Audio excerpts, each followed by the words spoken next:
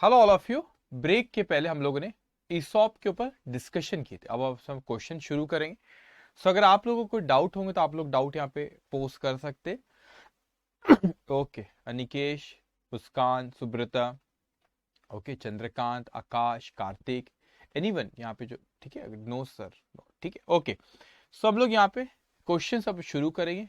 अब हम लोग वन बाय वन। अब आप देखेंगे आपके पास जो बुक है, ओके, उस पे आप आएंगे पेज नंबर 3 पे। पेज नंबर 3 पे जो कि क्वेश्चन नंबर 1 है। क्वेश्चन नंबर 1 जो है हमारा, क्या कह रहा है हमसे? ABC limited grants, ABC limited, ABC limited grants 1000 employee stock option on 1st of April 2010 at rupees 40 when the market price is rupees 160। तो मार्केट में कीमत कितनी है उसकी? 160। हम लोग कितने में ऑफर कर रहे हैं? 40 में। तो market price is 160, exercise price is 40। The fair value of option is rupees 120 पर ऑप्शन। फेयर वैल्यू मतलब ऑफ ऑप्शन बोला, ऑफ ऑप्शन, वो ऑप्शन डिस्काउंट जो अमाउंट है वो कह रहा है। तो 160 रुपए का आपका मार्केट प्राइस है, 40 रुपीज की एक्सरसाइज प्राइस है, तो option discount that is rupees 120 पर option. The wasting option is 2.5 years. 2.5 साल का आपका वेस्टिंग पीरियड है। The maximum exercise period is 1 year. तो 2.5 साल बाद एक्सरसाइज पीरियड कितना दिया उसने? 1 ईयर का। 300 vested 300 unvested option lapse on 1st of May 2012. 600 options are exercised on 30 June 2013. 100 vested option lapse at the end of the exercise period. Past journal entries giving suitable narration. So अब हर question को पहले अपन analyse कर ले अच्छे से, ठीक है।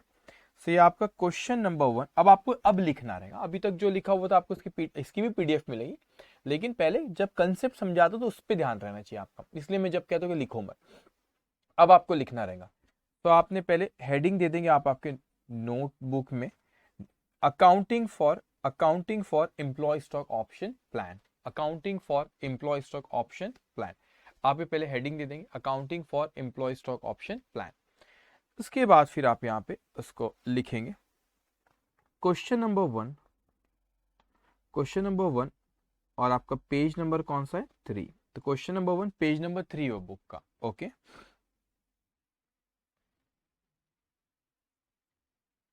Okay, एक और चीज यहाँ पे, एक ना मेरे को टेबल बनाना रहेगा अपने, थोड़ा सा चैलेंजिंग रहेगा हर क्वेश्चन में ही। एक अपने को टेबल बनाना है कि एम्प्लॉय कंपनसेशन एक्सपेंस में लेके अमाउंट कितना जाना। तो पहले आप इस तरह लिख लो, journal entries in the books of,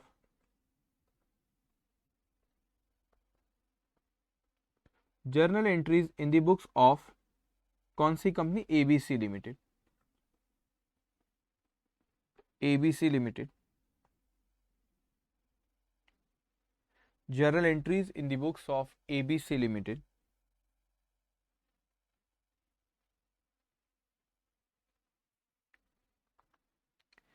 इसको आप लोग ड्रॉ कर लोगे अराउंड 1 पेज। एक पेज से हो सकता है थोड़ा सा ज्यादा ही जगह लगे, एक पेज से थोड़ा ज्यादा स्पेस रखना है, अराउंड 1 पेज आप इसको ड्रॉ कर लेंगे।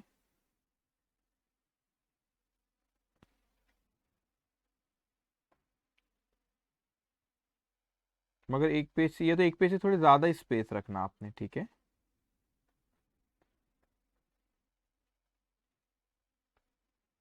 Just 1 minute.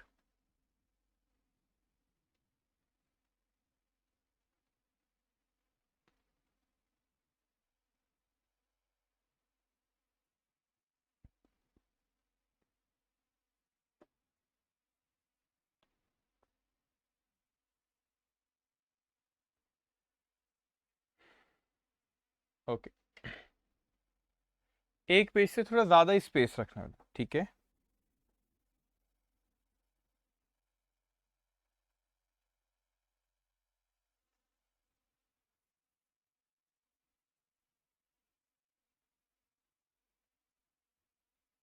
ओके, अब ध्यान से, अब आप मेरी बात सुनिए, इतना आपने लिख लिया बेटा। अब अच्छे से समझना इसको, जल्दबाजी कोई चीज की नहीं करेंगे। एक पेज से थोड़ा ज्यादा स्पेस रखना। अब ध्यान से मेरी बात सुनो बच्चों।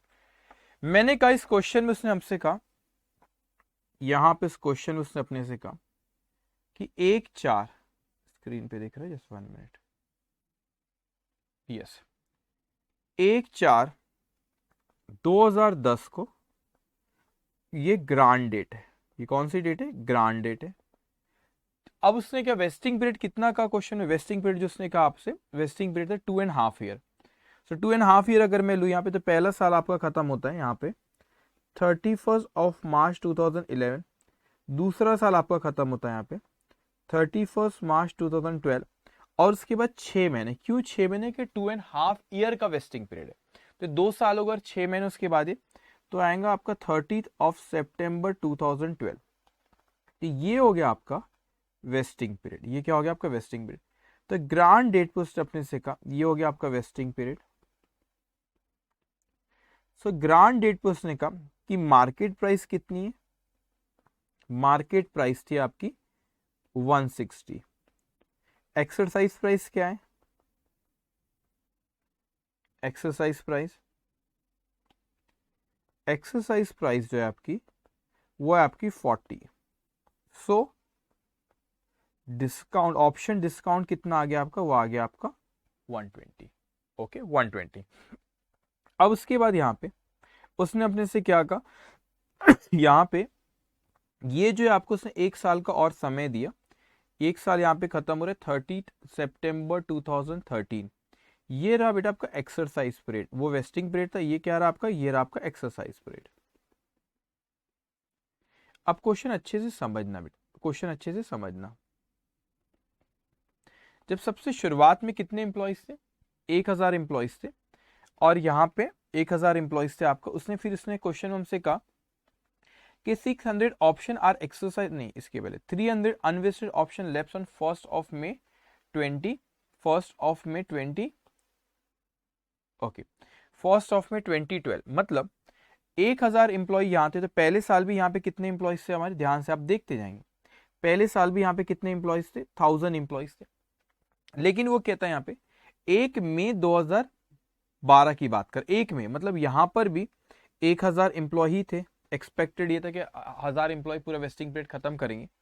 लेकिन यहाँ पे ऑन 1 को यहाँ पे अनवेस्टेड ऑप्शन लैप्स हुए कितने? 300। तो यहाँ पे 1 को 300 ऑप्शन लैप्स हुए, 300 अनवेस्टेड ऑप्शन, मतलब 300 एम्प्लॉय चले गए।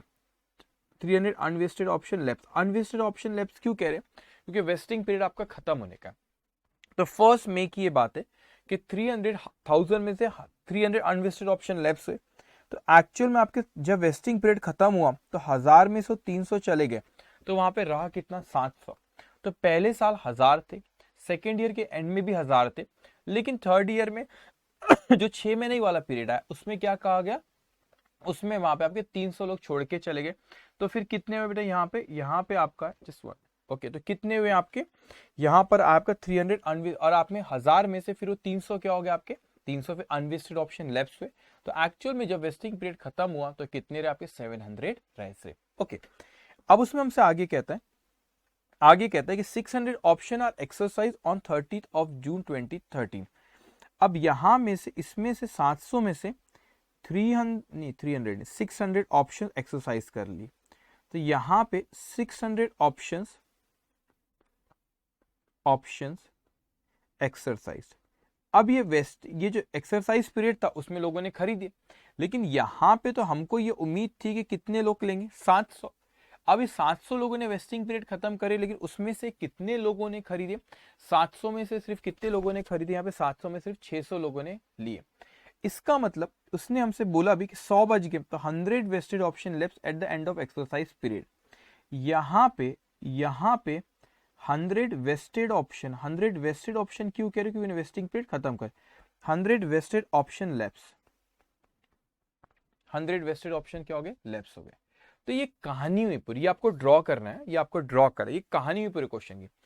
अब अपन ये टेबल के जरिए, अब इसके बाद अपने को टेबल जो है, जैसे मैंने आपको बताया था अभी ब्रेक के पहले, कि ये टेबल हमको ये बताता है, ये टेबल क्या बताता है? ये टेबल हमको ये बताता है कि हमको हर साल एम्प्लॉय कंपनसेशन एक्सपेंसेस कितना हमको P&L अकाउंट में लेकर जाना है। तो ये टेबल हम बनाएंगे 2.5 ईयर का, 1 साल और फिर 6 महीने का रहेगा, और फिर अपने को बताएंगे टेबल के एम्प्लॉय कंपनसेशन एक्सपेंस कितना प्रॉफिट एंड लॉस अकाउंट में लेके जाना रहेगा। ओके, तो इसके बाद इसके नीचे फिर आप लिखेंगे working note.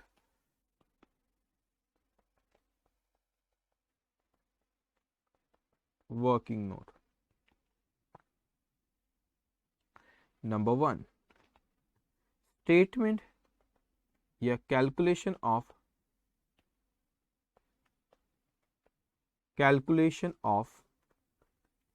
Employ compensation expenses,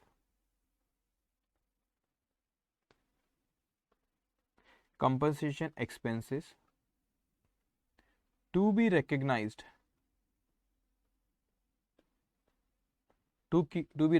in at the end of each year, yeah, at the end of period, or you can say to be recognized in vesting period.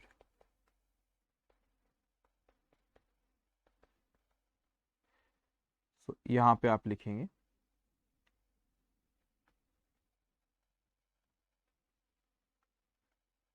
इसको आप 7-8 लाइन का ड्रॉ कर लेना, और यहाँ पे अपने को 3 कॉलम अमाउंट के रखेंगे आप, 3 कॉलम अमाउंट के। एक आपका कब की बात कर रहा हूँ, 31 मार्च 2011 को, 31 मार्च 2012 को, और उसके बाद 6 महीने बाद 30 सितंबर 2012, 30 सितंबर 2012, ओके, 30 सितंबर 2012, ओके।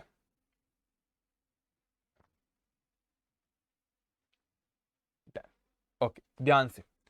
सो पहला आपका 6 पॉइंट अपने रहेंगे। पहला,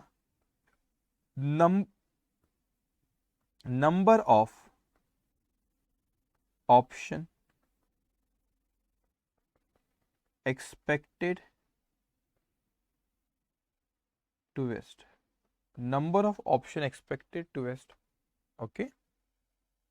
अब ध्यान से बेटा, आपने पहले साल अपने को क्या लगा था कि 1000 लोग पूरे के पूरे, वो जो अपने छोड़ के गए ना 300, वो 300 कहाँ पे गए आपके, वो 300 गए आपके फर्स्ट ऑफ, यहाँ पे फर्स्ट ऑफ मई यहाँ पे गए। तो पहले और दूसरे साल 1000 ही, तो आप चाहो तो अभी लिख लो 1000, फिर वो 300 छोड़ के चले गए, तो कितना बचा 700, ओके। अब आपने नंबर 2, कंपनसेशन एक्सपेंसेस पर ऑप्शन, मतलब ऑप्शन डिस्काउंट जो रहता है, पर ऑप्शन डिस्काउंट जो रहता है। तो यहाँ पे मार्केट प्राइस कितनी थी, अभी आपको पता है मार्केट प्राइस कितनी थी आपकी 160, एक्सरसाइज प्राइस कितना है आपका 40, तो डिस्काउंट कितना हो 120। सो आप यहाँ पे लिखेंगे, यहाँ पे मैं लिख भी लेता हूँ 160 माइनस 40, तो आपका ये आ गया 120 डिस्काउंट पर option. Third, total compensation expenses expected, तो यहां पर आप देखो आपके टोटल ऑप्शन कितने चाहिए, यहाँ पे टोटल ऑप्शन कितने 1000, यहाँ पे कितना 120, पर ऑप्शन 120 है, तो 1000 मल्टीप्लाई बाय 120, एक साल का नहीं तो बंद करते, 1000 मल्टीप्लाई बाय 120 कितना आएगा, स्टेप नंबर 1 मल्टीप्लाई बाय 2, तो 1000 मल्टीप्लाई बाय 120, तो ये आ गया 1,20,000, 1,20,000, स्टेप 1 मल्टीप्लाई बाय स्टेप 2। अब फोर्थ में आप लिखेंगे, पहले फर्स्ट ईयर का पवन पहले पूरा कर लेते, अक्यूमुलेटेड कंपनसेशन एक्सपेंसेस, अभी कैलकुलेशन अच्छे से समझना, मैं इनर कॉलम पे अंदर अमाउंट वाले कॉलम पे लिख देता हूं। मैंने कहा कि आपका एम्प्लॉय कंपनसेशन एक्सपेंस टोटल कितना 1,20,000, तो ये 1,20,000 अगर मुझे 3 साल में नहीं 2.5 साल है, 2.5 ईयर्स है, 2.5 ईयर्स में राइट ऑफ करना है, तो पहले साल के एंड तक कितना राइट ऑफ हो जाना चाहिए, उसका ये मतलब हो रहा है। तो मैंने कहा 1,20,000 2.5 साल में कर, तो पहले साल के एंड तक राइट ऑफ हो जाना चाहिए 48,000। Step number 5, compensation expenses recognized earlier, तो आपने पहले कोई रिकग्नाइज करे क्या उसको? रिकग्नाइज अपन ने पहले करे? अब नहीं करे, पहला ही साल है, तो इसलिए यहाँ पे अपने नील लिख देना। तो आपका यहाँ पे अमाउंट आ जाएगा बच्चों, यहाँ पे आपका अमाउंट आ जाता है, जो पॉइंट नंबर 6 रहता है, compensation expenses to be recognized for the year, to be recognized for the year, to be recognized for the year। तो ये एक्चुअल में कैलकुलेट कैसे करते हैं आप इसको? ये एक्चुअल में आपने कैलकुलेट कर step number 4 minus step number 5। सो यहां पे लिखेंगे आप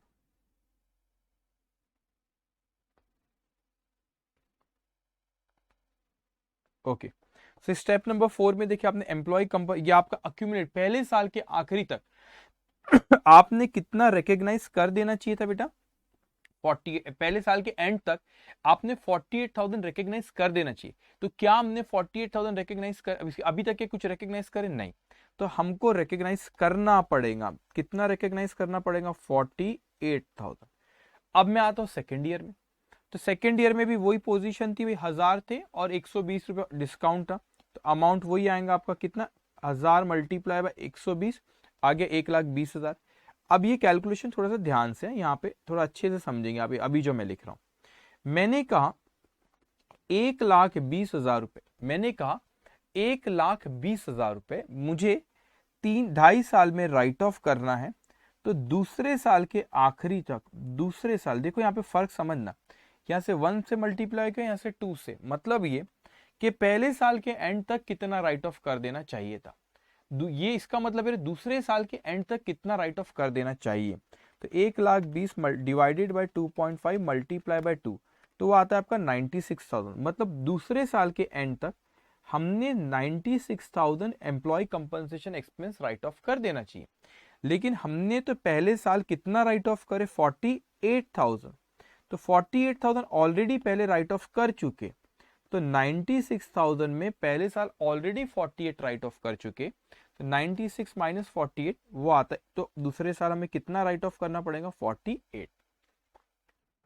ओके, अब ध्यान से देखना, मुस्कान ध्यान से सुनो बेटा। स्टेप नंबर 4 और 5 को आप पहले और दूसरे साल को अच्छे से समझो, ठीक है? अब ध्यान से सुनो, यहां पे मैं फिर से एक्सप्लेन कर रहा हूं। मैंने कहा कितने ऑप्शन थे? 1000 ऑप्शन थे। एक ऑप्शन पे आप कितना डिस्काउंट दे रहे हो? 120 रुपए। तो आपको टोटल कितना डिस्काउंट देना है? 1,20,000 रुपए। ये 1,20,000 कितने सालों में देना? ये 1,20,000 आपको 2.5 ईयर्स में। तो मैं कहता हूं 1,20,000 रुपए मुझे 2.5 ईयर्स में देना है। तो पहले साल के आखिरी तक कितना मैंने रिकॉग्नाइज कर देना चाहिए? तो 48। अब ये पहला ही साल है, तो स्टेप नंबर 5 आपसे ये कहती है क्या पिछले साल आपने कोई, पिछले सालों में क्या कोई रिकॉग्नाइज करे क्या? नहीं नहीं सर, ये तो पहला ही साल है। तो पिछले साल में, पिछले साल या उसके पहले के ये वाले ऑप्शन को हमने रिकॉग्नाइज करे क्या? नहीं, इसीलिए यहाँ पे 0 लिखा। तो 48,000 पहले साल के एंड तक रिकॉग्नाइज हो जाना चाहिए। 48,000 पहले साल के एंड तक रिकॉग्नाइज हो जाना चाहिए, और हमने अभी तक के कुछ भी रिकॉग्नाइज नहीं करे, इसीलिए 48 minus 0 that's come 48,000। Second year में आया तो हमको 1,20,000, वही पोजीशन 1000 थे हमारे पास, 1,20,000 आए। अब 1,20,000 अगर मेरे को 2.5 ईयर्स में रिकॉग्नाइज करना है, तो सेकेंड ईयर के एंड तक, ऐसा इसका ये मतलब होता है, सेकेंड ईयर के एंड तक हमने कितना रिकॉग्नाइज कर देना चाहिए था? टोटल 96,000। ये 96,000 में पिछले साल ऑलरेडी हम 48 रिकॉग्नाइज कर चुके, तो सेकेंड ईयर के एंड तक 96 हो जाना चाहिए। 96 में से 48 ऑलरेडी रिकॉग्नाइज होगा, इसीलिए मैंने यहाँ पे 48 लिखा। तो 96 टोटल सेकेंड ईयर के एंड तक हो जाना चाहिए, उसमें 48 ऑलरेडी पिछले साल हो चुके। तो इस साल मुझे कितना करना पड़ेगा? इस साल मुझे करना पड़ेगा 48। सो 96 माइनस 48 दैट्स कम 48। अब समझ में आया? जिनका डाउट था वो बताएंगे, उनको समझ में आई ये चीज? ओके, अब हम आते थर्ड ईयर पे। तो थर्ड ईयर में सिर्फ 6 ही महीने, 2.5 ईयर, मतलब 2.5 साल का वेस्टिंग पीरियड था। तो थर्ड ईयर में आते, वहां पर वही, अब यहाँ पे देखो 1000 में से बच्चों 700, 1000 में सब 700 ही रहे, 300 छोड़ के चले गए।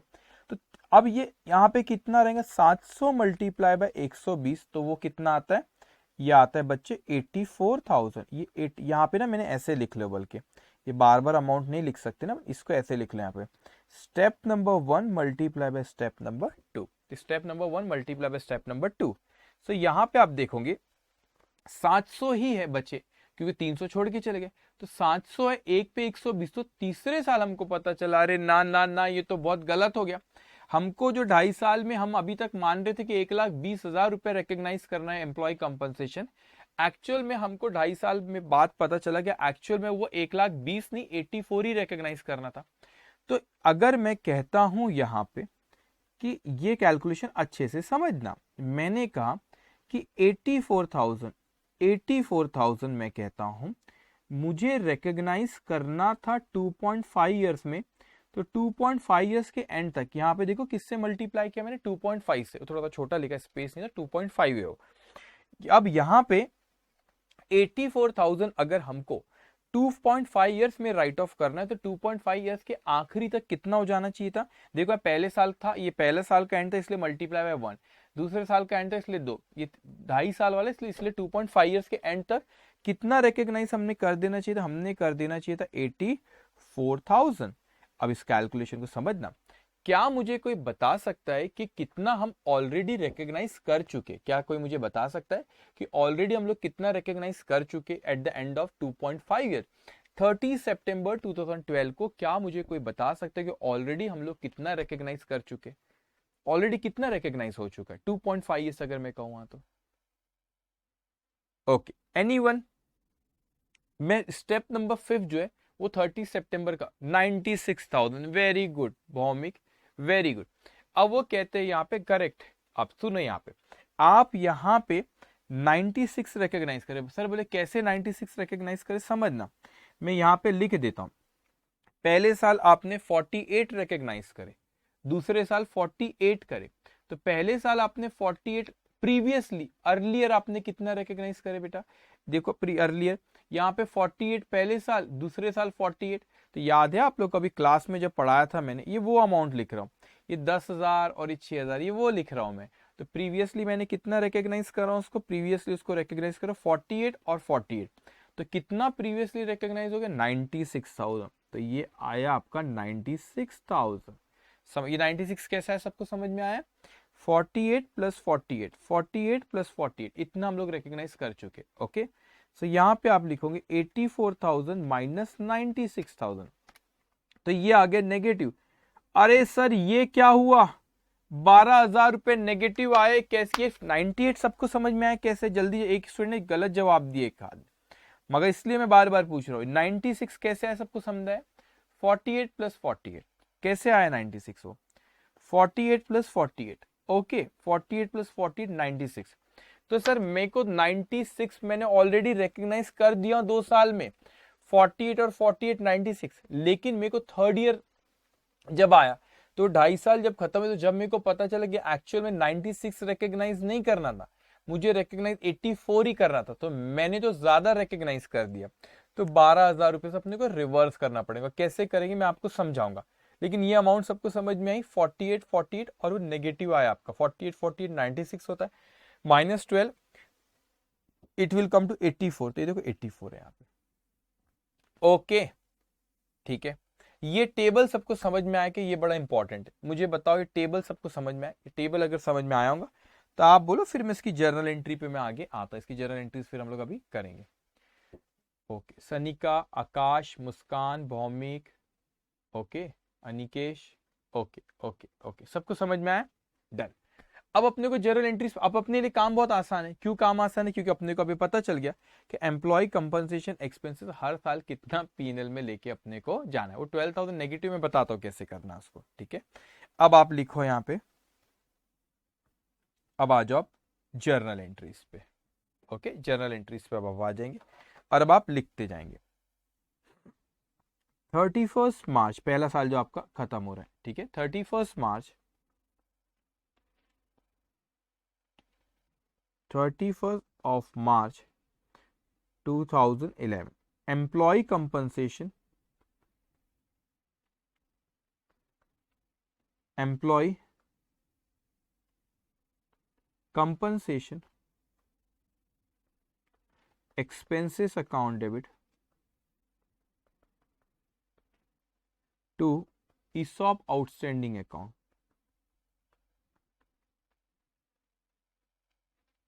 ESOP outstanding account.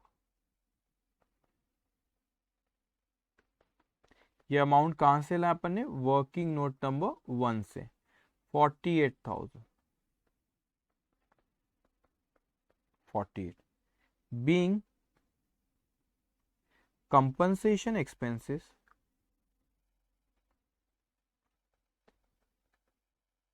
recognized in respect of employee stock option plan. Okay, in respect of employee stock option plan.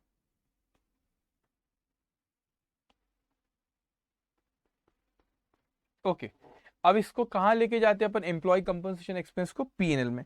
तो आप यहाँ एंट्री पास करेंगे. Profit and loss account debit. Profit and loss account debit 48,000 to employee compensation. Employee compensation expenses account 48,000. Okay, being employee compensation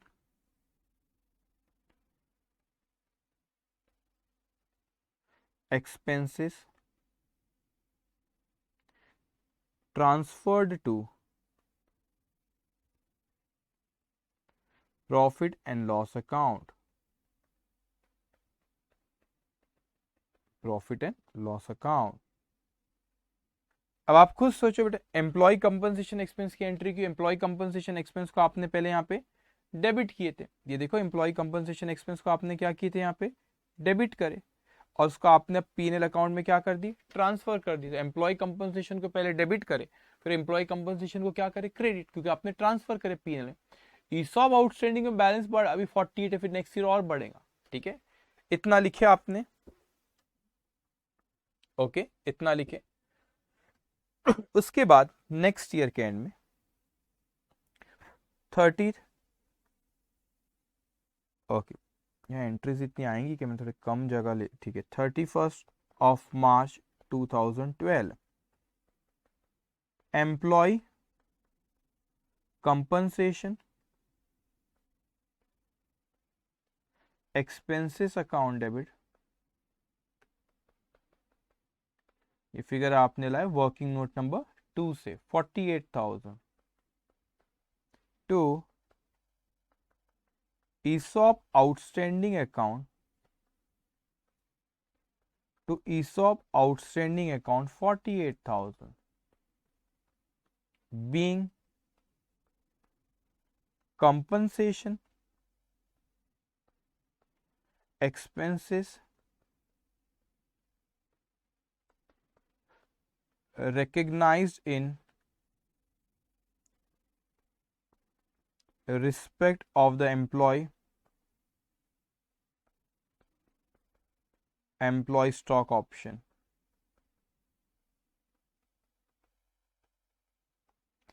अब ये employ compensation expense को कहाँ transfer करते हैं? प्रॉफिट एंड लॉस अकाउंट में. So you will pass entry profit and loss account debit 48,000. ये 48,000 कहाँ से? वर्किंग नोट से लाए. 48,000 to employee compensation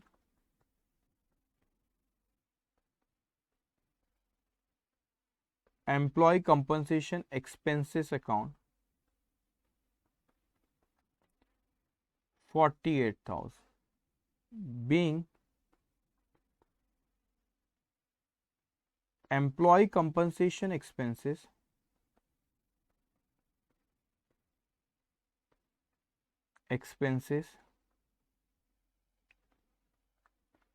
transferred to profit and loss account, profit and loss account. Okay, अब उसके बाद आएंगे आप 30 ऑफ सितंबर को। क्या हुआ भाई 30 ऑफ सितंबर को? 30 सितंबर 2012। अब देखो यहाँ पे जब मैं एंट्री पास करने लगा, मैंने कहा चलो एंट्री पास करते, एम्प्लॉय ये आपने employee compensation expense account debit to ESOP outstanding, ये आपने पहले ऐसी एंट्री पास करे 48 48 48, लेकिन आपने यहाँ पे देखिए कि टोटल आपने ज्यादा से पहले ही रिकॉग्नाइज कर दिए। तो अपने को यहाँ पे 12,000 रुपए से कम करना है, 12,000 रुपए से क्या करना है कम, तो उसकी एंट्री अब 12 ईसॉप आउटस्टैंडिंग में कितना बैलेंस है 48 48 96 है, लेकिन होना कितना चाहिए था 84, इसीलिए नेगेटिव आया, इसलिए नेगेटिव है 12,000 रुपए। तो आप ईसॉप आउटस्टैंडिंग को आप यहाँ पे आप एंट्री उसमें से कैंसिल करेंगे, आप लिखोगे ईसॉप आउटस्टैंडिंग को आप जब बढ़ा रहे थे तो आप क्रेडिट कर रहे थे, और जब आप डिक्रीज करें तो उसको क्या करें डेबिट। मैं आपको अकाउंट बना के भी रफली बता दो, आप वहां पे पहले लिखो इतना ईसॉप आउटस्टैंडिंग अकाउंट डेबिट, या आपने फिगर लाए वर्किंग नोट नंबर 1 से, वर्किंग नोट, अच्छा मैंने वर्किंग नंबर 2 लिख दिया ऊपर से गलती से, वर्किंग नोट नंबर 1 है। तो ईसॉप आउटस्टैंडिंग अकाउंट डेबिट कितना 12,000, इसको आप ट्रांसफर कर देते जनरल रिजर्व अकाउंट पे। अब समझना इस चीज को अच्छे से, 12,000 पहले नरेशन लिख लो फिर एक्सप्लेन करता हूं। Being excess of employee compensation, being excess of employee compensation expenses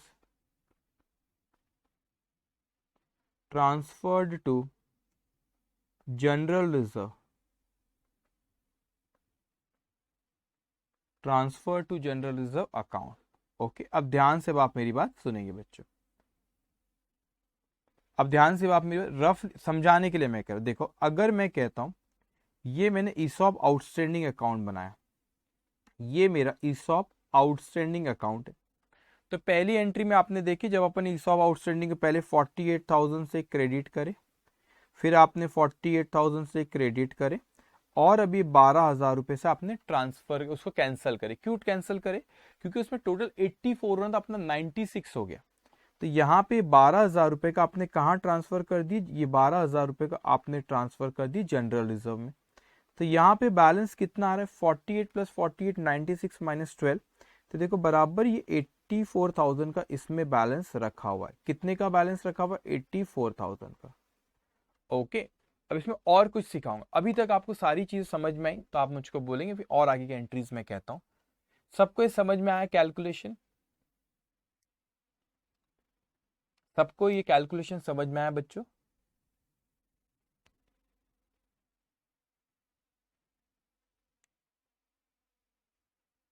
okay ठीक है, यस सर, ओके एवरीवन, अभी तक जो अपन एंट्रीज पास करे सारी एंट्रीज ओके ठीक है। अब ध्यान से, अब वो समय आ गया एक्सरसाइज पीरियड वाले का, जो उन्होंने एक्सरसाइज पीरियड में क्या कहते कि उन्होंने बोले कि हम इसको जो खरीदेंगे, लेकिन यहाँ पर जो एनालाइज करे आपने देखे कितने खरीदे, यहाँ पे नीचे मैंने यहाँ पे एनालाइज किया, यहाँ पे कितने खरीदे उन्होंने, उन्होंने जो खरीदे यहाँ पे 700 के हिसाब से बात चल रही थी, लेकिन खरीदे कितने, यहाँ पे 600 ऑप्शन ही एक्सरसाइज कराए, 600 ऑप्शन ही एक्सरसाइज कराए।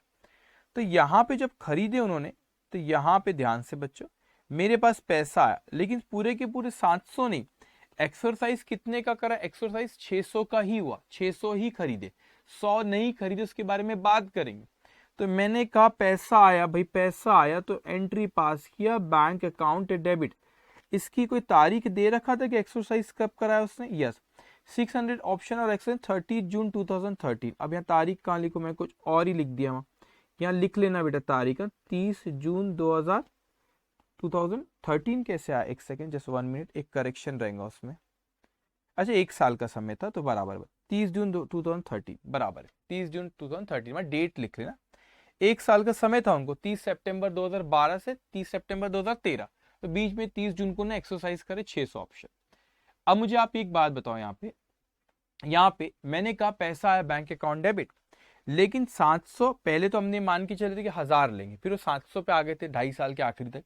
अब वो 700 में से कितनों ने लिए, सिर्फ 700 में से 600 ने लिए, तो मैंने एंट्री पास किया 600 मल्टीप्लाई बाय कितना पैसा आने वाला था, ध्यान से देखो यहाँ पे मार्केट प्राइस कितनी थी बच्चों, मार्केट प्राइस कितनी थी उसकी 160 रुपए सर, लेकिन हमने एक्सरसाइज कितने में ऑफर किए थे, जरा स्क्रीन पे अच्छे से देखो, नीचे लिखा हुआ है यहाँ पे 160 रुपए था, 160 रुपए, लेकिन कितने में बोला गया था, कितने में ऑफर कर, एक्सरसाइज प्राइस का मतलब क्या होता है, इसे ऑफर प्राइस भी कहते हैं, इसे क्या कहते हैं, ऑफर प्राइस भी कहते हैं।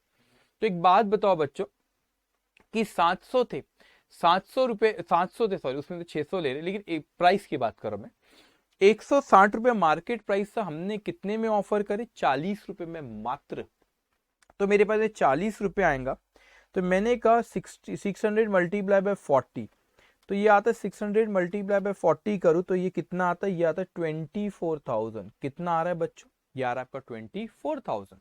तो आप यहाँ पे एंट्री पास करें बैंक अकाउंट डेबिट 24,000। क्या एंट्री पास किया बच्चों, बैंक अकाउंट डेबिट 24,000। अब उसके बाद यहाँ पे अभी एक लाइन का स्पेस रखना, मैंने कहा सर यहाँ पे टू इसको उनको शेयर दे रहे, तो equity share capital account, equity share capital account, तो मैंने कहा 600 और उसकी फेस वैल्यू 10 रुपए, तो ये आ गया 6,000 रुपए इक्विटी शेयर कैपिटल। अब यहां पे बच्चों मार्केट प्राइस है 160 रुपए, मार्केट प्राइस कितनी 160 रुपए, फेस वैल्यू शेयर्स की कितनी 10 रुपए, तो 150 सिक्योरिटी प्रीमियम में जाएगा। 150 कहां जाएगा बच्चों, सिक्योरिटी प्रीमियम में। तो यहां पे आप लिखोगे securities premium account, securities premium account 600 multiply by 150, तो ये कितना आ रहा है आपका, ये 600 मल्टीप्लाई बाय 150 90,000 आना चाहिए, यस 90,000। अब आप बोलेंगे सर यहां पर आपने डेबिट किए 40 से, स्क्रीन पे देखो, क्रेडिट करे 10 और 150, 160 से क्रेडिट, तो डेबिट करे आपने 40 से, क्रेडिट करे 160 से, तो डेबिट तो 120 से शॉर्ट जा रहा है, वो 120 कहां एडजस्ट होगा, वो क्या हम, मेरे को सपोज मैंने आपको जो शेयर दिया उसकी मार्केट में कीमत 160 रुपए, मैंने आपको दिया 40 रुपए में, तो 160 रुपए आपने मेरे को लाइबिलिटी जो आपको मुझे आपसे 160 लेना था, आपने किस फॉर्म में दी, 40 रुपए कैश में दिए, और बचे हुए 120 रुपए जो है ऐसा नहीं फ्री में दे दिए। उसके बदले में मैंने आपको बोला था 2.5 साल मेरे साथ कंपनी में रहो, तो आपने भी मेरे को सर्विसेज दी, तो हमने एम्प्लॉय कंपनसेशन एक्सपेंसेस अकाउंट को डेबिट करे थे और ईसॉप आउटस्टैंडिंग क्रेडिट करे थे। अब वही ईसॉप आउटस्टैंडिंग को इस वक्त क्या करते हैं, एडजस्ट करते, तो आप यहां पे लिखोगे ESOP outstanding account debit, ESOP outstanding account debit कितना अमाउंट है, ईसॉप आउटस्टैंडिंग 600 शेयर, और आपने 120 रुपए का ये डिस्काउंट का अमाउंट है, तो कितना होता है 600 मल्टीप्लाई बाय 120, 72,000 से आप क्या करोगे इसको debit. So being 600 employee, 600 employee, stock option exercised at exercise price of ₹40 each। ओके, अब मैं आपसे एक क्वेश्चन पूछता हूं, और कोई डाउट होगा तो आप पूछ सकते हो। मेरा क्वेश्चन ये, क्या ईसॉप आउट, देखो एम्प्लॉय कंपनसेशन एक्सपेंस जो था हर साल का वो तो पीएनएल अकाउंट में चले गया, एम्प्लॉय कंपनसेशन एक्सपेंस जो भी था उसको पीएनएल अकाउंट, लेकिन क्या ईसॉप आउटस्टैंडिंग अकाउंट क्लोज हो चुका है क्या, मैं आपसे पूछ रहा हूं, क्या ईसॉप आउटस्टैंडिंग अकाउंट क्लोज हो चुका है क्या, क्या ईसॉप आउटस्टैंडिंग अकाउंट क्लोज हो चुके? ओके, ये 90,000 रुपए कैसे आया, देखो बेटा यहाँ पे अब ध्यान से समझेंगे आप। अब यहां पे आपके बैंक में देखो, यहां पे ध्यान से देखो, 600 शेयर्स 40 रुपए एक ऑप्शन पे, तो पैसा है 600 मल्टीप्लाई बाय 40 24,000। आपका यहां पे 10 रुपए आपकी फेस वैल्यू थी, मार्केट प्राइस कितनी थी बच्चों, मार्केट प्राइस कितनी थी सर, मार्केट प्राइस थी 160 रुपए, उसमें से 10 रुपए का सिक्योरिटी, 10 रुपए का फेस वैल्यू, तो 150 रुपए क्या आ गया आपका सिक्योरिटी प्रीमियम। तो मार्केट में कीमत थी 160, आपकी फेस वैल्यू थी 10, तो बचा हुआ security premium.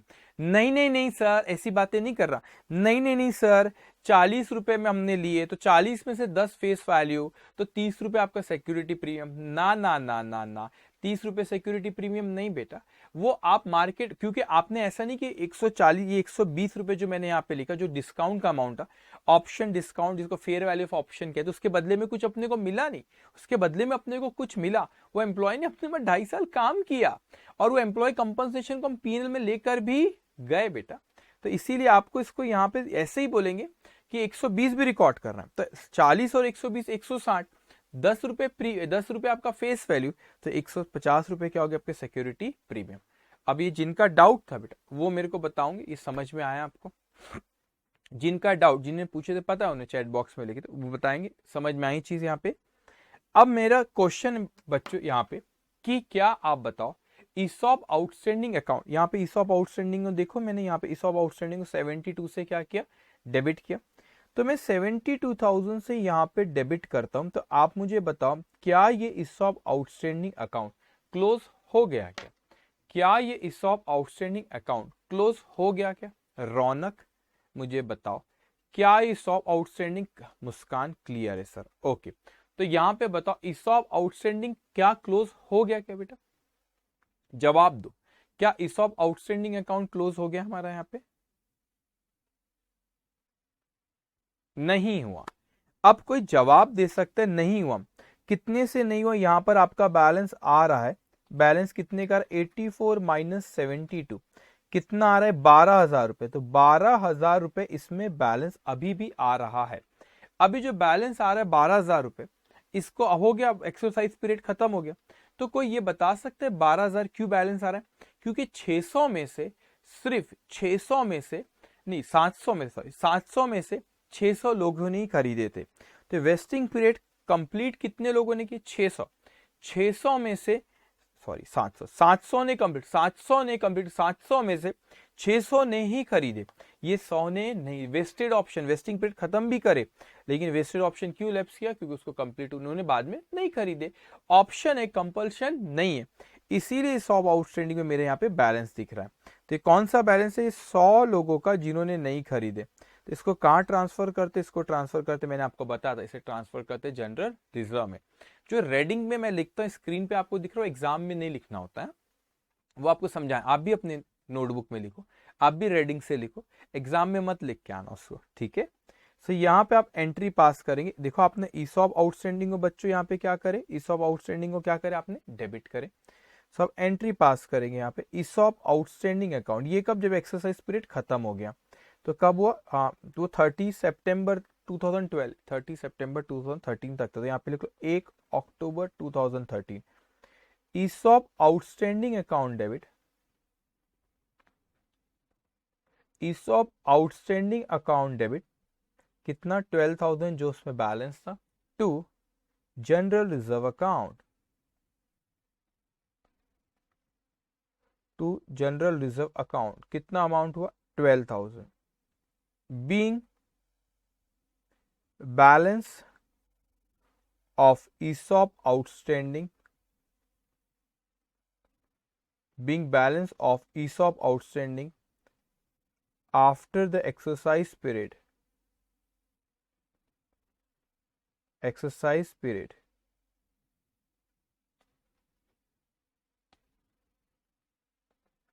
transferred to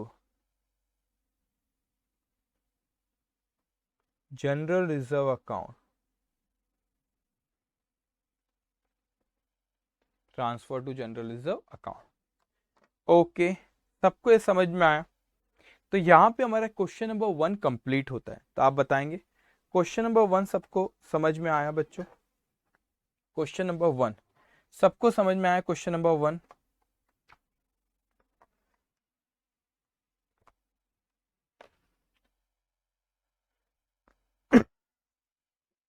question number 1, okay. Regular पढ़ना है, देखो बहुत इंपॉर्टेंट होता है। पहले दिन तो अपन बड़े जोश में रहते हैं ना, पहले दिन में बड़े जोश में रहते, उसको करते सारा, और कुछ दिन में क्या करते, फिर जोश ठंडा हो जाता है। वो जोश ठंडा होना नहीं चाहिए। सो रेगुलर आप एकदम क्लास में रहेंगे और रेगुलर वो चीज़ों को क्या करेंगे बच्चों, यहाँ पे आपको समझना है। रेगुलर होमवर्क जो दूंगा, हो सकता है पहला दिन आज ना दूं, लेकिन जब भी आपको होमवर्क दिया जाएगा वो आपको प्रॉपर करना रहेगा, ठीक है। सो अब हम लोग आते हैं नेक्स्ट क्वेश्चन पे, जो कि क्वेश्चन नंबर 2।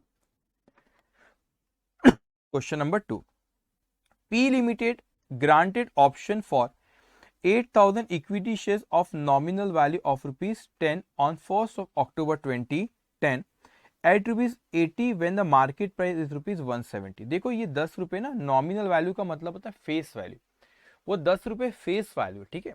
लेकिन मार्केट में कीमत कितनी है 170, हमने कितने में ऑफर करे 80 में, तो मार्केट में कीमत है 170, हमने कितने में ऑफर करे 80 में, तो 170 की चीज 80 में ऑफर कर रहे हैं, ठीक है, कम कीमत पे। तो एम्प्लॉय वो जो ऑप्शन डिस्काउंट 170 माइनस 80 कर वो आ जाएगा।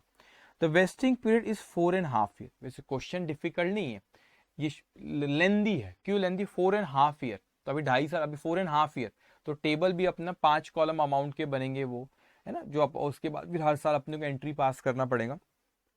4,000 unvested option lapsed on 1st December 2012, 3,000 option were exercised on 30 September 2015, and 1,000 vested option lapsed at the end of the exercise period. Pass journal entries for the above transaction। Entry पास करना है अपने को, लेकिन थोड़ा सा यहाँ पे सिंपल क्वेश्चन है, लेकिन अपने को यहाँ पे ज्यादा साल का है, ठीक है। तो यहाँ पर आप लिखो क्वेश्चन नंबर 2। अब एक चीज ख्याल रखेंगे, इसमें एंट्रीज बहुत है, तो आप 1.5 पेज, बल्कि 2 पेज छोड़ दो, थोड़ा ज्यादा रहे चल जाएगा, 2 पेज आप स्पेस छोड़ दो बेटा, 2 पेज के स्पेस आप छोड़ देंगे, तो 2 पेज स्पेस रखो, 2 पेज से ज्यादा 2 पेज स्पेस रखो, ठीक है, 2 पेज का स्पेस रखना आप। उसके बाद फिर आप यहाँ पे लिखोगे, ठीक है। अब ध्यान से यहाँ पे अच्छे से समझना, पहले 2 पेज का स्पेस रख दो आप, 2 पेज का स्पेस रखना, उसके बाद लिखना आपने यहाँ पे, अच्छे से समझना। यहाँ पे सबसे पहले 1/10, पहला साल आपका कब शुरू है? 1 अक्टूबर 2010, 1/10/2010 ये आपकी ग्रांड डेट थी। तो यहाँ पे उसने बोला मार्केट प्राइस कितनी है आपकी, यहाँ पे उसने बोला मार्केट प्राइस कितनी है आपकी, मार्केट प्राइस क्वेश्चन में बोला 170। ईपी मतलब एक्सरसाइज प्राइस, एक्सरसाइज प्राइस कितनी है आपकी 80। एग्जाम में नहीं बनाना होता है, ये समझाने बना रहा हूँ। तो डिफरेंस आपका कितना आ जाएगा, ये आ जाएगा 90। तो ये ऑप्शन वो एम्प्लॉय कंपनसेशन एक्सपेंस जो बोलते हैं ना वो है। एक सेकेंड ना, मैं पहले, अच्छा इसको बाद में लिख लूंगा, ठीक है। तो ये 90 आपको, अरे आया नहीं स्क्रीन पे, आ जाएगा। तो एम्प्लॉय आपका 170 माइनस 80।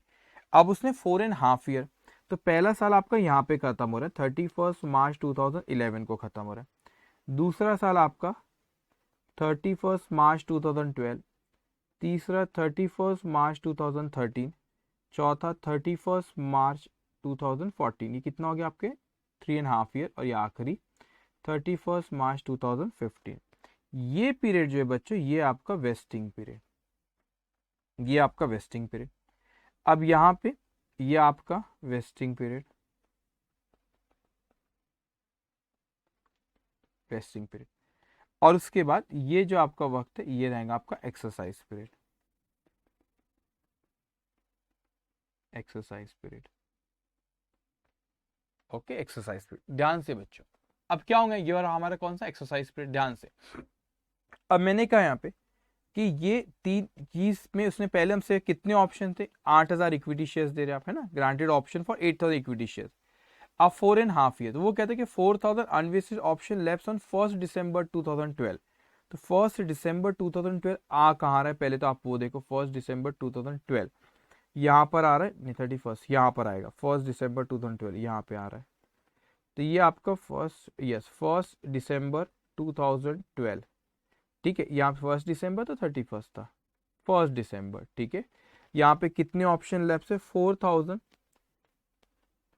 अनवेस्टेड ऑप्शन, क्योंकि वेस्टिंग पीरियड खत्म नहीं, अनवेस्टेड ऑप्शन लेफ्ट, यहाँ पे अनवेस्टेड ऑप्शन लेफ्ट है 4,000। अब शुरुआत में कितना था बेटा, शुरुआत में आपका था यहाँ पे 8,000। तो ये पहले साल के आखिरी में जो 6 महीने बाद भी यहाँ पे 8,000 ही रहे।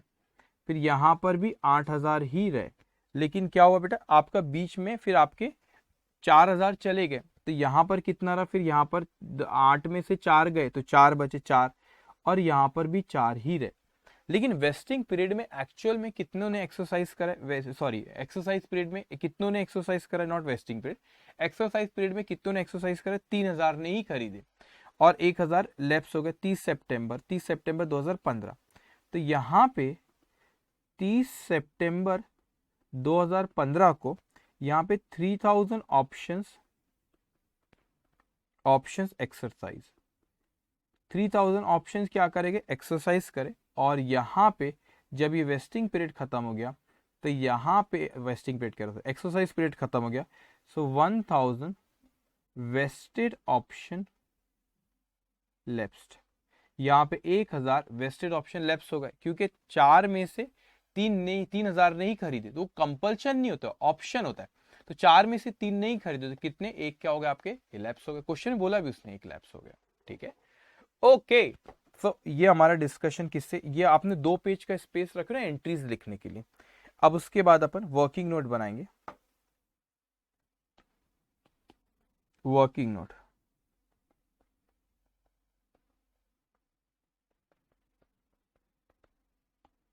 Working note number 1, calculation of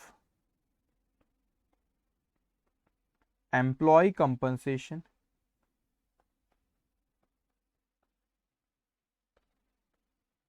expenses to be recognized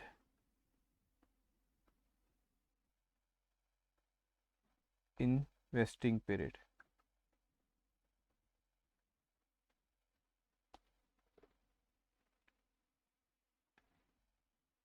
थोड़ा सा कॉलम ध्यान से, क्योंकि ज़्यादा कॉलम बनेंगे यहाँ पे, तो यहाँ पे आपको सीरियल नंबर 1 आ जाता है, एक पर्टिकुलर्स का, यहाँ पे थोड़ा ध्यान से 5 कॉलम बनाऊंगा मैं।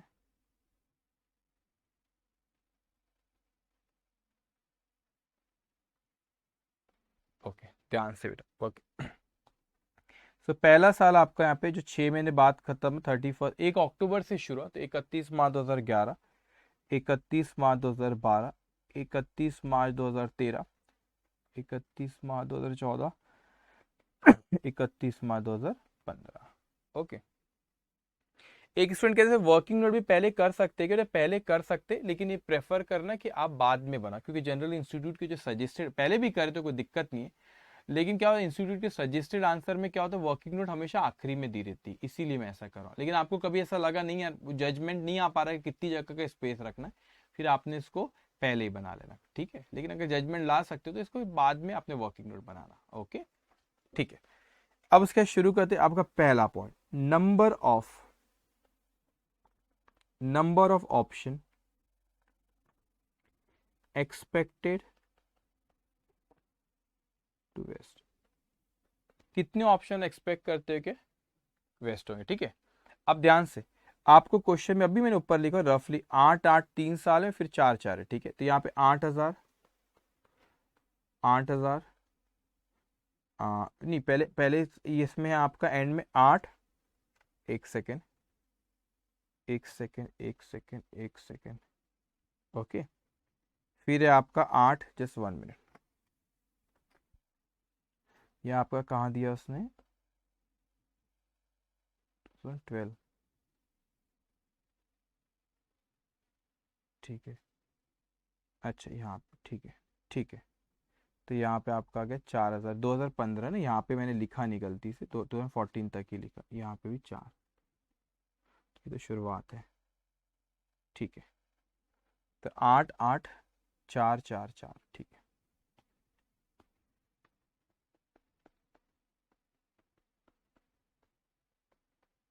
Okay, second, compensation expenses, compensation expenses पर ऑप्शन, कि कैसे निकालते, market price minus exercise price, वो कितना है आपका 170 माइनस 80, वो है आपका 90।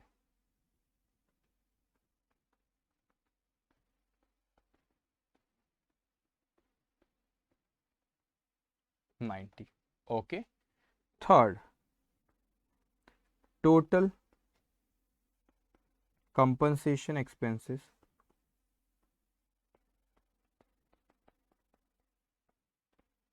ठीक है। Step number 1 multiply by 2, 8000 multiply by 90, 7 lakh, एक एक साल का करते, 7,20,000। Fourth, accumulated compensation expenses, accumulated compensation expense, ध्यान से बेटा। तो पहले साल तो मुझे यही लगा कि अगर 7,20,000 मुझे राइट ऑफ करना है कितने सालों में, 4.5 ईयर्स में, तो पहले साल के आखिरी तक कितना हो जाए, पहले साल भी नहीं, पहले साल में अभी 0.6 मेहनती है, तो 4.5 अगर, सॉरी 7,20,000 अगर 4.5 ईयर्स में, तो 0.5 ईयर्स में कितना, तो आधे, मतलब पहला साल आपने 4.5 साल क्या लिया आपने, पूरे आपने 4.5 ईयर्स में करना है आपको 7,20,000, पहले ऐसे ही लगा था आपको 31 मार्च 2011 को, तो अभी 6 महीने, क्योंकि 1 अक्टूबर से शुरू हुआ, ठीक है, 1 अक्टूबर से, तो 6 में, तो अपने को 6 महीने में कितना, 7,20,000 डिवाइड बाय 4.5 मल्टीप्लाई बाय 0.5। सो अपने को यहाँ पे कितना रिकॉग्नाइज करना है पहले साल कि अभी 6 महीने के एंड के बाद, 6 महीने बाद 80,000 रिकॉग्नाइज हो जाना चाहिए। Fifth, compensation expenses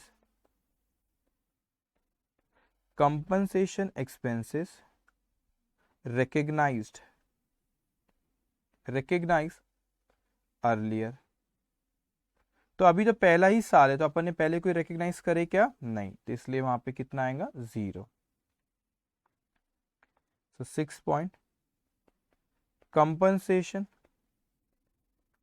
expenses to be recognized for the year। Step number 5 नहीं, स्टेप नंबर 4 -5, तो आपके ये पहले मतलब 31 मार्च 2011 तक 80,000, यहाँ पे देखो 80,000 रिकॉग्नाइज हो जाना चाहिए, आपने कुछ रिकॉग्नाइज करे अभी तक के नहीं, तो इसीलिए यहाँ पे आपका आ जाएगा 80,000। अब सेकेंड ईयर में आते हैं अपन, तो यहाँ पे वही था कि 8,000 थे ऑप्शन, एक्सपेक्टेड 8,000 मल्टीप्लाई बाय 90, उतना ही अमाउंट आएगा 7,20,000, 7,20,000। How much it will come, 7,20,000। सो अगर ये 7,20,000 7,20,000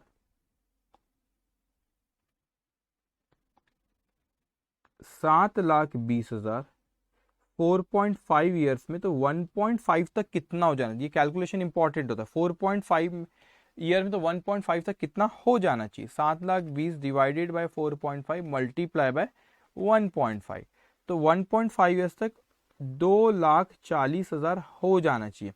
तो क्या हमने प्रीवियसली रिकॉग्नाइज करे कुछ इसको, हाँ 80,000 पहले कर चुके, तो 80,000 आप यहाँ पे 80,000 रुपये यहाँ पे इसमें से माइनस करो, 2,40,000 1.5 ईयर तक हो जाना चाहिए, तो उसमें से आपने 80,000 ऑलरेडी रिकॉग्नाइज कर चुके हो, तो यहाँ पर कितना लिखना पड़ेगा अपने को, यहाँ पे लिखना पड़ेगा 1,60,000, 1,60,000।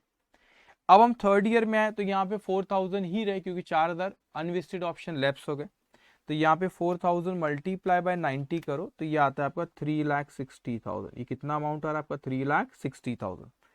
अब यहाँ पे मैं कहता हूं कि यहाँ पे कहते कि 3,60,000 रुपये मुझे राइट ऑफ करना है, 3,60,000 मुझे राइट ऑफ करना है, 4.5 ईयर्स में तो 2.5 ईयर्स हो गए, तो वहां तक कितना, ये आपने 3,60,000 क्यों लेके 3,60,000 क्योंकि यहाँ पे 3,60,000 आए, चेंज हो गए सर, यहाँ 727 या 360 क्यों, क्योंकि यहाँ पे 4,000 ही बचे। ओके, तो यहाँ पे 3,60,000 डिवाइडेड बाय 4.5 मल्टीप्लाई बाय 2.5, तो ये कितना हो गया आपका 2 लाख, तो ये हो गया अमाउंट आपका कितना 2 लाख, 2 लाख। ओके, तो यहाँ पे 3,60,000 में से 3,60,000 में से 3,60,000 में से 2.5 साल के एंड तक आपका कितना हो जाए 2 लाख। लेकिन हमने तो प्रीवियसली ज्यादा ही रिकॉग्नाइज कर दिए, 80,000 और 1,60,000, तो 2,40,000। मेरे को पहले तो ये बताओ कि ये जो 2,40,000 रुपए लिखा, वो 2,40,000 कैसे आया, आपको समझ में आया? ये 2,40,000 रुपीज कैसे आया बच्चों? ये 2,40,000 रुपीज कैसे आया, कोई बता सकता है? ये 2,40,000 कैसे आया कि 3,60,000 थे हमारे कंपनसेशन एक्सपेंसेस, हमको 4.5 ईयर्स में राइट ऑफ करना है। अब 3,60,000 रुपए अगर हमको 4.5 ईयर्स में रिकॉग्नाइज करना है और 2.5 साल हो गए, तो अपने को 3,60,000 अगर 4.5 में, तो 2.5 में कितना, दैट्स कम 2 लाख। लेकिन 2 लाख कर देना चाहिए 2.5 साल के एंड तक। लेकिन पिछले सालों में अपन 80 और 160 240 ऑलरेडी रिकॉग्नाइज कर चुके, तो अपन ने ज्यादा रिकॉग्नाइज कर चुके, इसीलिए यहाँ पर कितना आएगा आपका, इसीलिए आपका यहाँ पर आएगा वो 40,000, इसीलिए यहाँ पे कितना आएगा आपका 40,000। ओके, अब आती है अपन नेक्स्ट, यहाँ पे नेगेटिव आया इसलिए negative 2,000, 2 lakh minus 2,40,000 that's 40। Accounting entry कैसे करें मैं बताऊंगा। अब मैं आता हूँ फोर्थ इस पे, तो यहाँ पे 4,000 मल्टीप्लाई बाय 90, वो आपका आएगा 3,60,000। तो यहाँ पे अगर अपन बात करें बच्चों, तो यहाँ पे क्या चीज होंगे आपका कि 3,60,000 मुझे राइट ऑफ करना है 4.5 ईयर्स में, तो 3.5 ईयर्स तक कितना हो जाना चाहिए? 3,60 डिवाइड बाय 4.5 मल्टीप्लाई बाय 3.5, तो आता है 2,80,000। सो 2,80,000 मैंने 3.5 ईयर्स के एंड में रेट। ओके, हम लोग को 3.5 ईयर्स में 2,80,000 हम लोग को क्या करना है बेटा, हमको रिकॉग्नाइज करना चाहिए। इतने तक कर दें। अब जरा सोच समझ के, तो अपन ने ऑलरेडी कितना रिकॉग्नाइज कर, ये पिछले वाले को ऐड करते जाना बस। देखो यहाँ पे, यहाँ 80 लिखे ना, पिछला वाला 80, यहाँ 240 लिखे तो इसको ऐड करना, 80 प्लस 160 240 आया। अब यहाँ पे क्या लिखना, 80, यहाँ पे देखो स्क्रीन पे 80 प्लस 160 240 माइनस 40, तो यहाँ पर आपको कितना लिखना पड़ेगा, यहाँ पर आपको लिखना पड़ेगा 2 लाख। यहाँ पे कितना लिखना पड़ेगा, 2 लाख। Very good. तो 280 में से 2 लाख रिकॉग्नाइज कर दिए, तो यहाँ पे कितना करना पड़ेगा हमको, 80,000। सबको समझ, ये अमाउंट सबको समझ में आ रहा है ना कैसे कैलकुलेट हो रहा है ये वाला अमाउंट, प्रीवियसली रिकॉग्नाइज, इसमें गड़बड़ नहीं करना। ओके करेक्ट, ठीक है, इसमें गड़बड़ नहीं करना। अब वहां पे आप देखो लास्ट ईयर 4,000 मल्टीप्लाई बाय 90, ये आता है आपका 3,60,000, 3,60,000। अब 3,60,000, अब यहाँ पे हम आते कि 3,60,000 मुझे राइट ऑफ करना है 4.5 ईयर्स पर, 4.5 हो गए, तो 4.5 तक कितना हो जाना चाहिए, तो 3,60,000। तो प्रीवियसली रिकॉग्नाइज कितना करें, 80,000 प्लस 160 240 माइनस 42 प्लस 80, तो ये आ गया आपका 2,80,000। ये कितना आ गया आपका 2,80,000। तो 360 में से 280 रिकॉग्नाइज कर चुके, तो इस साल कितने से रिकॉग्नाइज करना पड़ेगा हम लोगों को, 80,000 से रिकॉग्नाइज करना पड़ेगा। समझ में आई चीज आपको? टेबल, पूरा का टेबल, ये टेबल बहुत इंपॉर्टेंट है, पूरा का पूरा टेबल आप लोग को अच्छे से समझ में आए तो आप वो बताएंगे मुझे।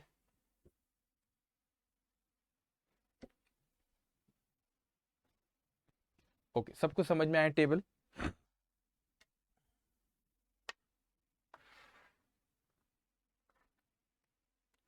ये टेबल ही मेन होता है। अब एंट्रीज कुछ नहीं रहती, एंट्रीज से जल्दी जल्दी अपन लिख लेंगे बच्चों।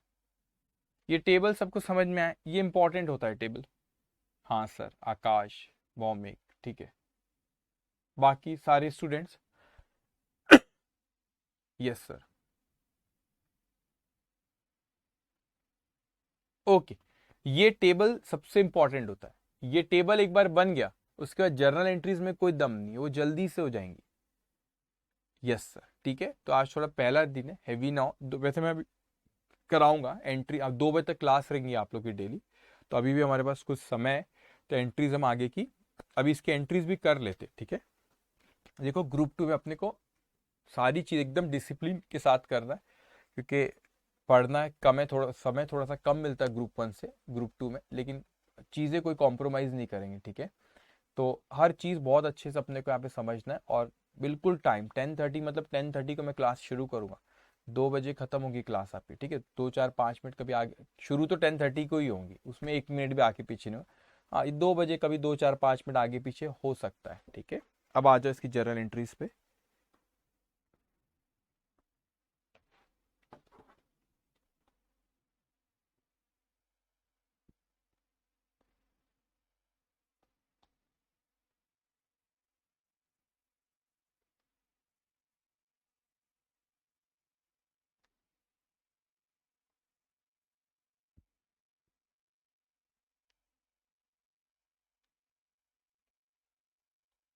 Journal entries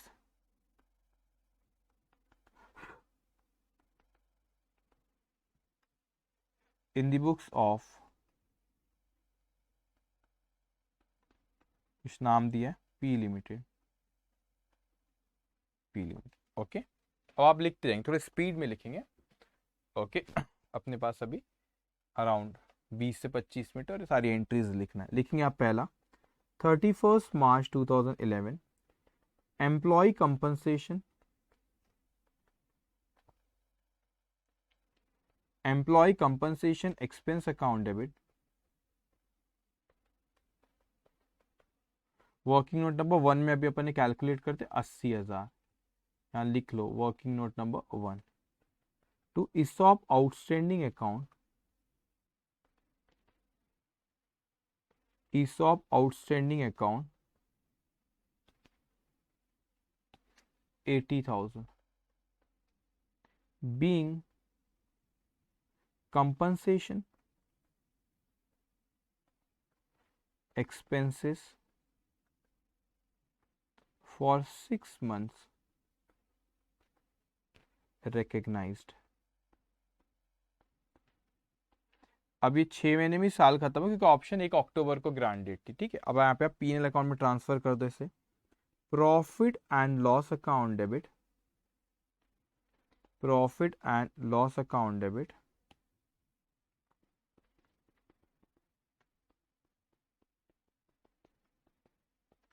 80,000 to employee compensation expense account,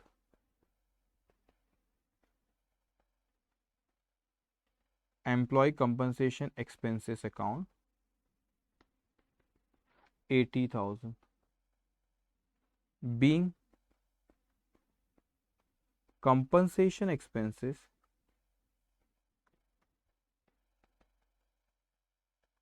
transferred to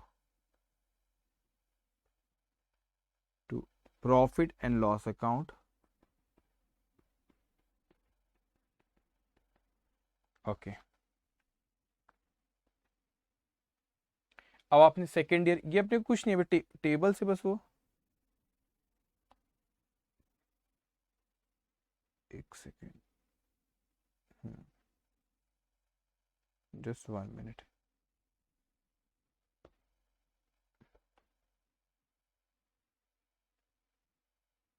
okay, ठीक है। टेबल से बस अपने को फिगर्स लेना रहेगा। देखो टेबल में यहाँ पे कितना है, 1,60,000, बहुत सिंपल, बस यहाँ से फिगर से लेते जाना। तो आप लिखोगे 31st March 2012, एम्प्लॉय कंपनसेशन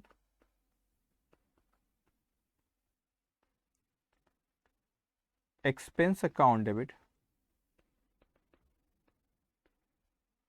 1,60,000, ये फिगर कहां से लाए, वर्किंग नोट नंबर 1 से, 1,60,000 to ESOP outstanding account,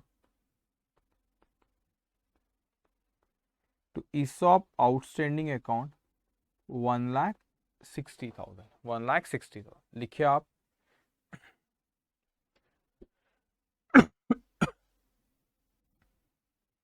okay,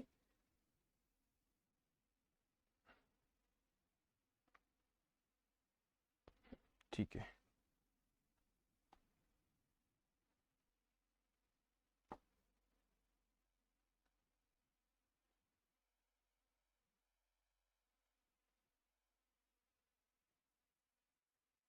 okay, अब आप लिखिए उसके, इतना लिखिए, उसका नरेशन आपने लिखा, बीइंग एम्प्लॉय कंपनसेशन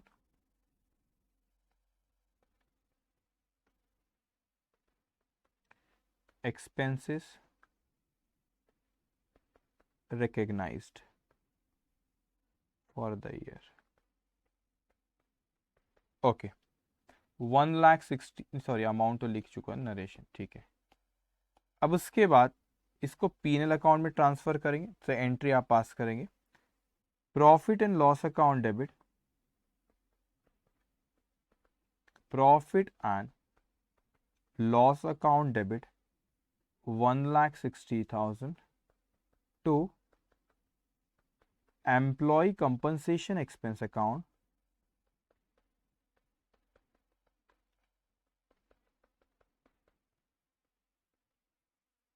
अकाउंट 1,60,000, इसको आपने पीएन में ट्रांसफर कर दिए। Okay being employee compensation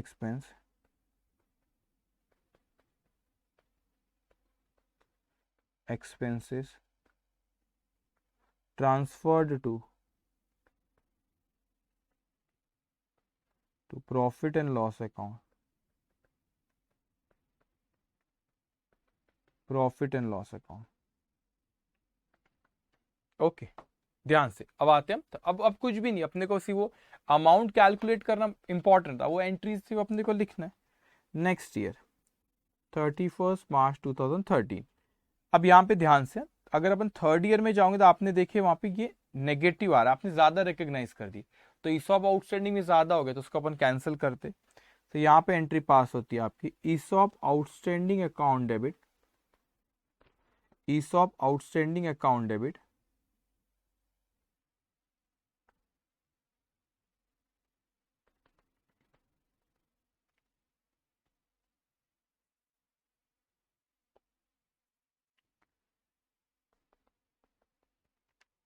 ESOP outstanding account debit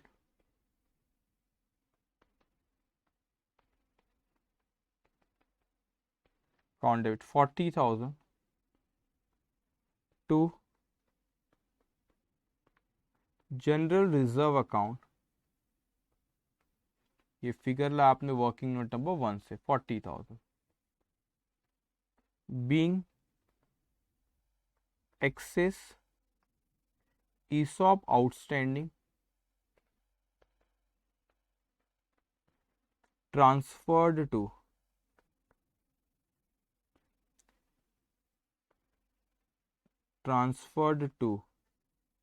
general reserve account.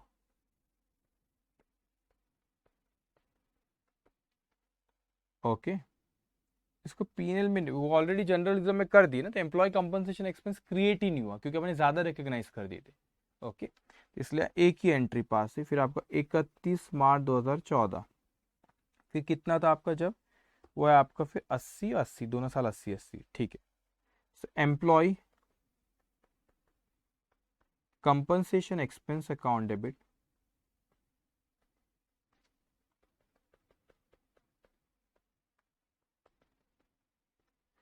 80,000 to ESOP outstanding account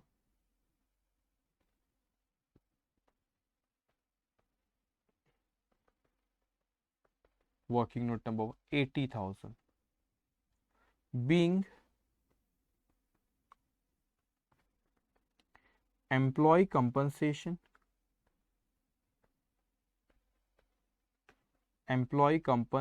recognized, being employee compensation expenses recognized।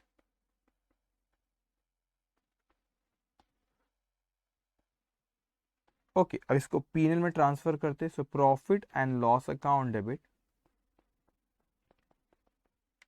Profit and loss account debit 80,000 to employee compensation expenses account 80,000 being employee compensation expenses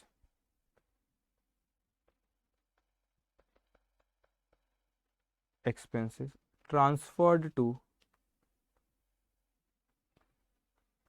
profit and loss account. तो उसे कहां transfer कर दी, PNL account में transfer कर दिया, employee compensation. तो एक बार वो निकालना, टेबल बनाना इंपॉर्टेंट है। एक बार टेबल सही बना ली तो उसके बाद कुछ नहीं, फिर सिर्फ हमको जर्नल एंट्रीज पास करना रहेगा। ओके, अब उसके बाद नेक्स्ट ईयर जो था आपका, आखिरी जो था आपका SC 31 मार्च 2015। ठीक है, इधर भी 80,000 ही, लास्ट ईयर भी आप employee compensation expenses account debit, working note number 1 में अपन ने कैलकुलेट कर 80,000 to ESOP outstanding account 80,000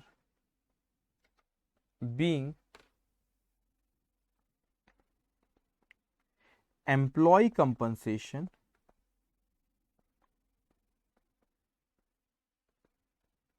expenses recognized. और इसके बैलेंस को हम कहां ट्रांसफर करते हैं, एम्प्लॉय कंपनसेशन पीएनएल अकाउंट में। So profit and loss account debit 80,000 to employee compensation expenses account 80,000 being employee compensation expenses transferred to profit and loss account। Okay, अब पांचों साल हमने जो 4.5 ईयर जो थे उसकी एंट्रीज पास कर ली। So employee compensation expense, ESOP outstanding, सारी एंट्री टेबल बने तो उसके हिसाब से हमने एंट्रीज पास कर ली। अब यहाँ पे उसने 30 सितंबर 2015 को, वो जो एक साल का एक्सरसाइज पीरियड था उसमें 30 सितंबर 2015 को ने एक्सरसाइज करे ऑप्शन को। सो यहाँ पे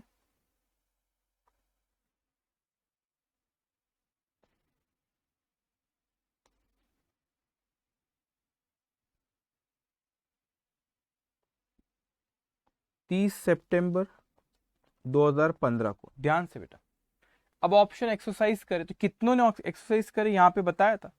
4,000 में से सिर्फ 3,000 नहीं एक्सरसाइज करे, 1,000 वेस्टेड ऑप्शन लेफ्ट हुआ है, तो वो आपका ESOP आउटस्टैंडिंग अभी क्लोज नहीं होगा। देखो पहले आप लिखो फिर मैं आपको बताता हूं। इसको आप लिखो यहाँ पे लिखेंगे आप bank account debit, bank account debit 3,000 नहीं लिए। एक्सरसाइज प्राइस कितना था, 80। 80 कहां से है, देखो एक्सरसाइज प्राइस कितना है, 80। ESOP outstanding account debit, ESOP outstanding account debit, ESOP outstanding account debit. Okay, account debit कितना, 3,000 था। ये ESOP आउटस्टैंडिंग कौन सा होता है बेटा, जो डिस्काउंट का अमाउंट होता है। डिस्काउंट का अमाउंट कितना है, 90। तो 90 rupees to equity share capital account, to equity share capital account 3,000 multiply by 10 to securities premium account,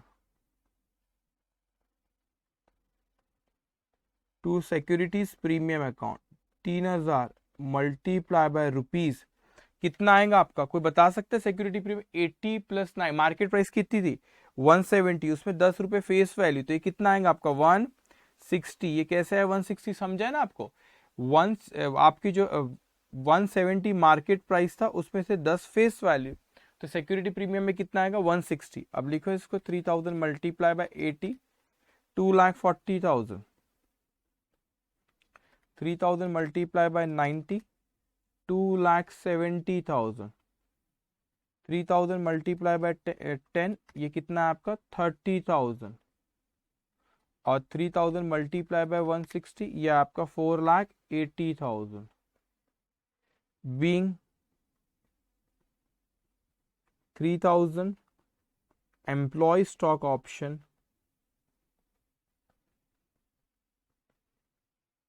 exercised at an exercise price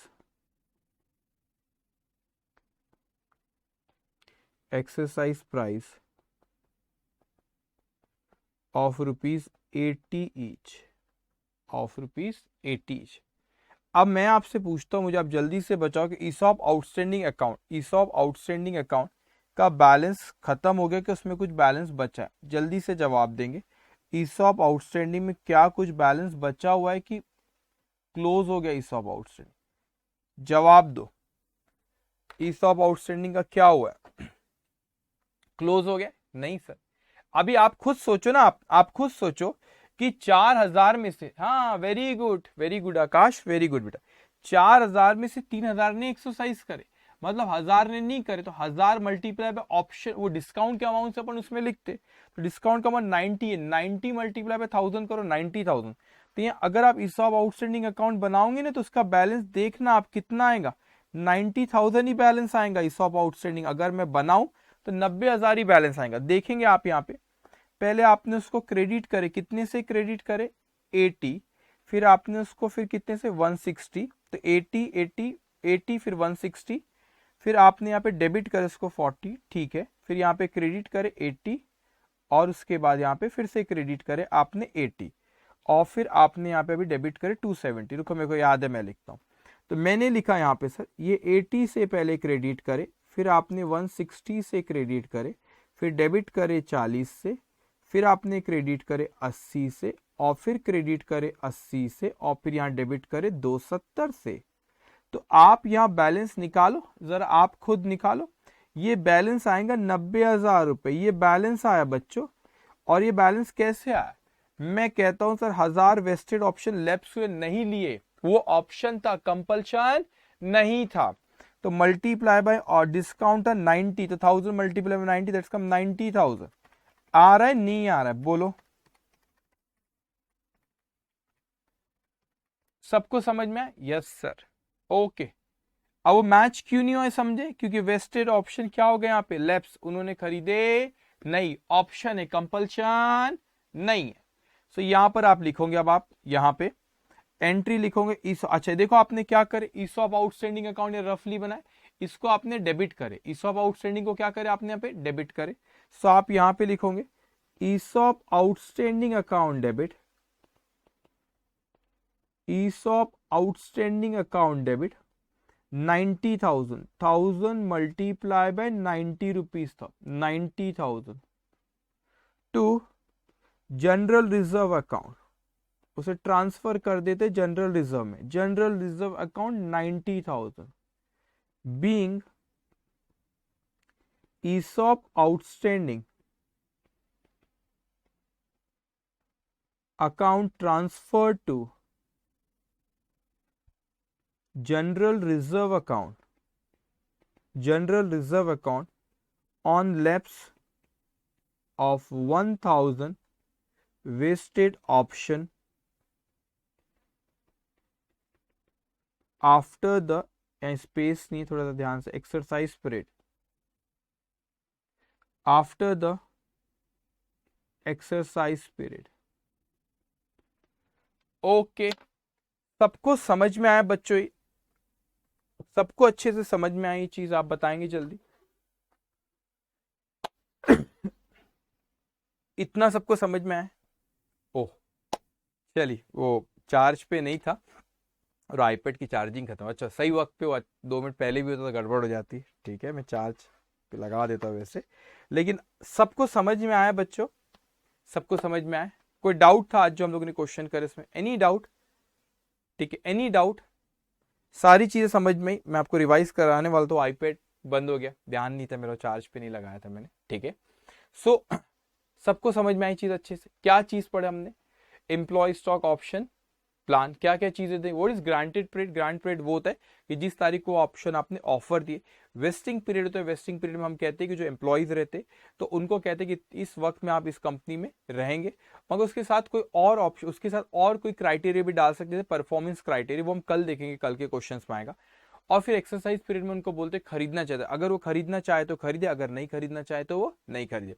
लेकिन जो एम्प्लॉय कंपनसेशन एक्सपेंस होता है, जो टोटल एम्प्लॉय कंपनसेशन एक्सपेंस क्या होता है, जो ऑप्शन डिस्काउंट होता है, तो market price minus offer price option discount, उसको हमको एसएलएम बेसिस पे जितनी भी उसकी लाइफ होती है वेस्टिंग पीरियड में, हमको उसको क्या करना पड़ता है, उसमें रिकग्नाइज करना पड़ता है प्रॉफिट एंड लॉस अकाउंट।